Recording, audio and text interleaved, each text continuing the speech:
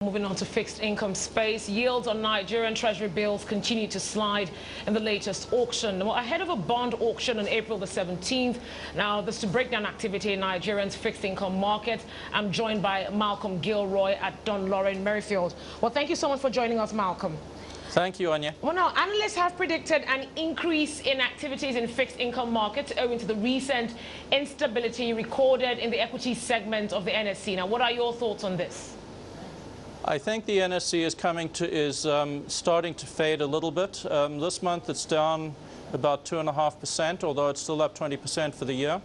And I can see some re-asset allocation coming out of the equity market and going into the bond market, especially if we see the bond market rally a little.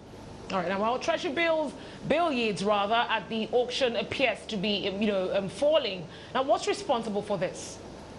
I think it's probably the expectation of the market that we're going to see fairly low inflation rates. People are talking down as low as 8.75%. Apparently, food prices have fallen, so everything else is pretty much equal. We would expect to see inflation certainly below 9.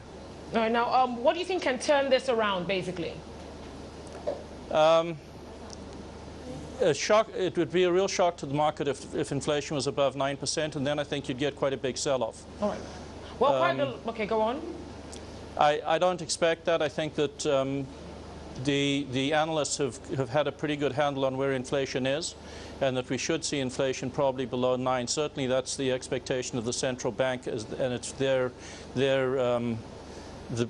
place that they would like to get inflation down below 9%. Well, quite a lot of money was mopped up through the open market operation Treasury bills. Now, considering that we have a bond auction this week, do you anticipate the same level of activity in OMO this week? Yes, we should see quite a lot of OMO because we have 220 billion naira maturing in Treasury bills this week. Plus, we also have fact money coming in. So the central bank is going to have to do quite a big mop-up operation. All right, but let me just get a quick one from you now. What are your expectations for that bond auction this week? I think it should probably, we've got a pretty flat yield curve, almost 11% right out from 1 year to about 10 years.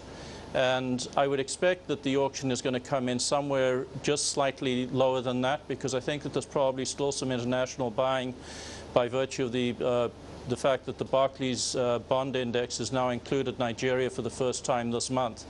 And index buyers will probably wait for the auction to buy. I don't anticipate it's going to be very much, but I would expect that the curve will be reasonably flat between 10.75% and 11%. All right. Well, what are your expectations for the bond auction? What's the outlook for yields going forward? Your outlook for yields going forward? I think probably reasonably positive. I hope they don't go too quickly, but I would expect that over the next 3 months they would go from 10.75% down to maybe 10% and possibly going into 9.5%. Well, you did mention something earlier. You mentioned the fact that, Nigeria has been added to the Barclays index. Well, let's take a very good look at that now. Foreign investor inflows into the bond market has been soft this quarter. Well, let's take a proper look at, Nigeria being added to the Barclays index. What difference do you think this will make, apart from what you mentioned earlier?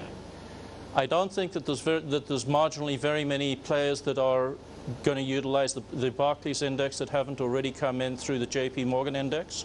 However, there will be some that only use the Barclays index, and therefore there will be some buying. But I don't anticipate that it's going to be very much.